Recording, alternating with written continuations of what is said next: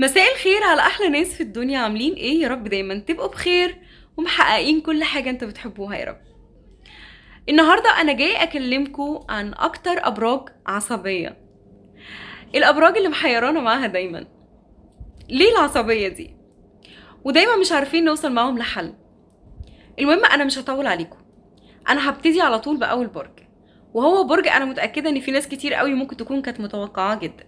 بس خلي بالكم، في ابراج مش يعني ما كانتش هتخطر على بالكم اصلا، بس ده حقيقي. المهم، الابراج دي اول برج منهم هو برج الاسد. ايوه زي ما انتوا كنتوا متوقعين، برج الاسد عشان هو ناري فطبعا بالتالي بيبقى عصبي. بس في حاجه بقى، هو ليه عصبي برج الاسد؟ عشان حاجتين الاسد ما بيقدرش يستغنى عنهم: كرامته وكبريائه. كرامته وكبريائه، الاتنين دول هما اكتر حاجه بتخلي برج الاسد يبقى عصبي قوي قوي. يعني هو نفسه بيبقى مش عارف، مش حاسس بنفسه اصلا. بس في حاجة حلوة قوي في برج الاسد، ان هو سهل، بينسى على طول. يعني ممكن يتعصب يتعصب يتعصب، بس ينزل كده على الهادي بكلمة حلوة، يعني اسلوب كده حنين، باعتذار، الدنيا بتهدى خالص. فاصبح برج الاسد كده، عرفنا ان هو عصبي بس برضو فيه كده سكة حلوة، يعني ان هو بيهدى برضو على طول وبسرعة بأقل كلمة. تمام. تمام. ايه بقى هو البرج التاني؟ تعالوا اقول لكم ايه هو البرج التاني. البرج التاني هو برج الثور. طبعا ناس كتير قوي مش هتصدق، وناس كتير قوي هتتخض. بس برج الثور عصبي ليه؟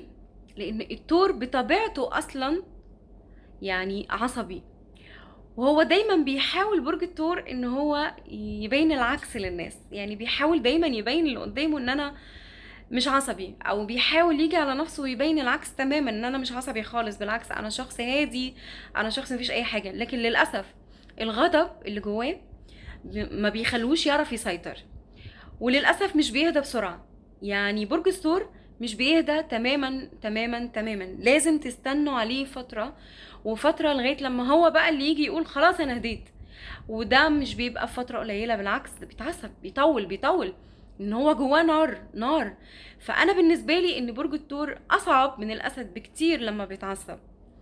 وهو لو اعترف، يعني لو برج الثور اعترف بده هيرتاح، لكن للاسف الشديد برج الثور ما بيعترفش بده.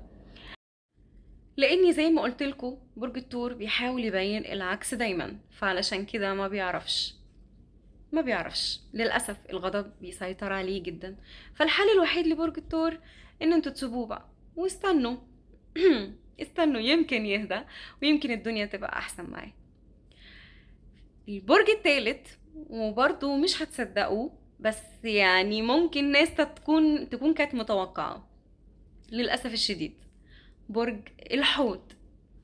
برج الحوت عصبي جدا جدا جدا، بس لو الحوت اتعصب يبقى هو وصل لمرحلة قعد يكتم يكتم يكتم يكتم جواه، فوصل للحتة دي بقى. ولو وصل الحتة دي برج الحوت، يا خرابي بيبقى عصبي جدا جدا جدا. بس ممكن يهدى بس مع نفسه، مش مع الناس اللي حواليه. يعني لو قدرتوا ان انتوا تخلوه ينسحب وقت العصبية يبقى احسن، يبقى احسن كتير، يبقى احسن كتير جدا ان انتوا تخلوه. لو قدرتوا تخلوه ينسحب برج الحوت، خلوه ينسحب. وهو لما هيفضل قاعد هادي كده مع نفسه، هو الحوت بطبيعته يعني بيهدى، بس مش في الموقف نفسه، مش في موقف العصبية نفسه. فبرضو حاجة بسيطة، اتعاملوا مع الحوت ازاي لما تلاقوه اتعصب؟ حاولوا تسيطروا عليه ان هو امشي من هنا دلوقتي، امشي. وممكن تلاقوه في ساعة ساعتين رجع تاني والدنيا تمام. بس في ساعتها دي صعبة مع الحوت خالص. يعني حاولوا ان انتوا بجد لو تقدروا ان انتوا تقولوا له انت صح يا حوت، انت كل حاجة تمام، بس امشي دلوقتي، امشي يا حوت. الدنيا هتبقى كويسة جدا، وهو ساعة ساعتين هيتظبط والدنيا هتهدى معاه. لان هو طالما وصل المرحلة دي بيبقى تحت ضغط جامد قوي، بس عصبيته فعلا برضو وحشة قوي قوي. البرج الرابع هو برج الجدي. برج الجدي، البرج التقيل السمين اللي الناس كلها دايما بتقول ده هادي كده. بالعكس، ده اكتر برج يبقى مش معترف بغلطه خالص. يعني دايما بيبقى حاسس ان انا غلطت بس مش هقول للناس. طب اعترف عادي، مفيش مشكلة. مفيش مشكلة يا برج الجدي لما تقول انا غلطت. لا، يعني دايما بيحب ان هو انا مش غلط، لان هو شايف نفسه تقيل عزيز. انا ما غلطش، انا برج الجدي ما غلطش. ودي مشكلة برج الجدي. وعشان كده لما بيفضل يكتم جواه فبيوصل بقى لمرحلة من العصبية صعبة. بس هو نفسه هو اللي بيوصل نفسه للعصبية دي دايما، لان هو بطبيعته لو سيطر شوية على موضوع غضبه ان هو يفضل مش معترف بغلطه، الدنيا هتبقى كويسة معاه وممكن ما يبقاش عصبي اصلا. لان دايما بطبيعة الانسان لما بيفضل يشيل ويكتم جواه، او بيبقى حاسس ان هو عمل حاجة غلط ومش مش عارف مش عايز اعترف بيها، فبالتالي تراكمات تراكمات تراكمات مع الجدي. عشان كده بينفجر في اقل حاجة، والناس اللي حواليه ممكن يتخضوا. هو ايه اللي حصل يا جدي؟ ايه اللي حصل لك؟ ليه العصبية دي كلها؟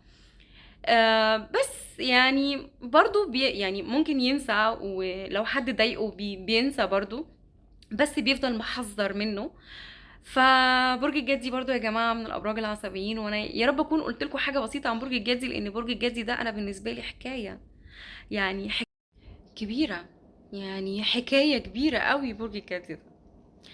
لاني على قد ما انا بحس ان هو برج فعلا تقيل وسمين كده، على قد ما يعني وفي حاجات فيه مواصفات كتير حلوة جدا في الجدي. فالجدي لو ما فضلش يكتم جوه قلبه كتير هيرتاح وهيريح كل اللي حواليه كمان. ايه هو بقى البرج الخامس؟ البرج الخامس هو برج العقرب. اها، العقرب.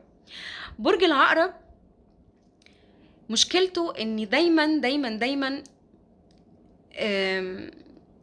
بيتوقع كل حاجة وحشة من اي حد قدامه. يعني مش عارف يثق في الناس. برج العقرب بيخاف جدا ان حد يجرحه او ان حد يجي عليه، وده شيء بيخليه دايما في ضغط حوالين الناس اللي حواليه كلهم. بيضغط الناس اللي حواليه جدا وهو اساسا بيبقى مضغوط. فطبعا العصبية بتيجي من هنا، العصبية بتيجي من الحتة دي يا عقرب. هو عايز الناس يعني تفهمك ازاي، والناس ما تعصبكش ازاي، وانت اصلا يا عقرب كمية غموض رهيبة. يعني عندك كمية غموض رهيبة. الغموض ده مش مخلي الناس تفهمك يا عقرب، مش مخلي الناس يعني تديك احساس ان هي احنا قريبين منك، احنا مش وحشين، احنا ما فيش اي حاجة. لا، للأسف بيحكم دايما على كل حاجة حصلت في حياته وبيدخلها هنا. وطبعا عدم الثقة دي عنده يعني عامله له أزمة، لأن بتخليه غصب عنه يا عيني متعصب. فبالتالي لما بيتعصب قوي بيبقى قنبلة قنبلة. ممكن كمان يقول كلام قاسي قوي ويجرح الإنسان اللي قوي، بيجرح الإنسان اللي قدامه بطريقة وحشة. عشان كده دايما العقرب ما بيبقاش حواليه ناس كتير قوي، إلا بقى الناس اللي هي الهوائية، يعني اللي هو احنا مش قريبين من بعض قوي. فأنا شايفة إن العقرب يعني هو يحاول ان هو يثق في الناس، وده برضو مش عايزين نيجي عليه، بيجي برضو من الطرف التاني اللي هو بيتعامل مع العقرب اصلا، ان هو يحاول ان هو يكون صريح معاه قوي. بلاش كذب مع العقرب، لان ده بيدمره اكتر اكتر اكتر. خليكوا قد الكلمة معاه. لو مش عايزين تقولوا الصراحة ليه، قولوا له احنا مش عايزين نتكلم، يعني قفلوا الحوار، لكن ما تحوروش عليه، لانه للاسف لما بيغضب بيزيد في غموضه اكتر. بس كده. وعامة انا عايزه اقول حاجه بسيطه قوي، احنا كلنا عندنا طبعا نقطه العصب دي في حياتنا، بس بتبقى مراحل. وفي ناس عندها قدره كافيه قوي ان هي تتحكم في الموضوع العصبيه ده. يعني في ناس كتير قوي عندها القدره ان هي تتحكم في موضوع العصبيه ده، ودي انا شايفه ان بتبقى حاجه يعني نعمه، بجد نعمه. وربنا يحفظ الناس اللي عندها الحته دي، بس ما يكونوش بيضروا نفسهم من جواهم. ونحاول دايما، يعني نحاول ان احنا لو اتحطينا تحت اي ضغوطات نحاول نطلع كده ننسحب من اي حاجة. يعني لو قاعدين في مكان وحسينا ان احنا سمعنا كلام كتير قوي مثلا هيضايقنا، ما نستناش نسمع للاخر، ممكن نستأذن ونمشي، او ممكن نغير الموضوع، او ممكن نقفل الحوار اصلا عادي. لاني احنا بشر، وطبيعي البشر لما بتضغط كتير قوي، وطبيعة الحياة يعني، فطبيعي نتعصب ونبقى متضايقين. ولازم نتحمل بعض يا جماعة، لازم نتحمل بعض، خصوصا الايام دي بقى في ضغط جامد قوي. ربنا يحفظنا كلنا من اي حاجة وحشة يا رب، ويجمع بين القلوب الطيبة كده ان شاء الله يا رب، ويبعد عننا القلوب الوحشة، القلوب القاسية بإذن الله. طبعا في أبراج تانية عصبية، بس أنا قلت لكم أقوى أبراج عصبية، ده حقيقي يعني، اللي هو بتبقى خط أحمر يعني، بتبقى فعلا بس بينسوا وربنا رزقنا بنعمة النسيان، فده شيء طبيعي. تمام. تمام. أتمنى أكون مطولتش عليكم، ويا رب كده أشوفكم بكل خير. وما تنسوش بقى تشتركوا في القناة وتفعلوا الجرس عشان يوصل لكم كل حاجة. أشوفكم على خير.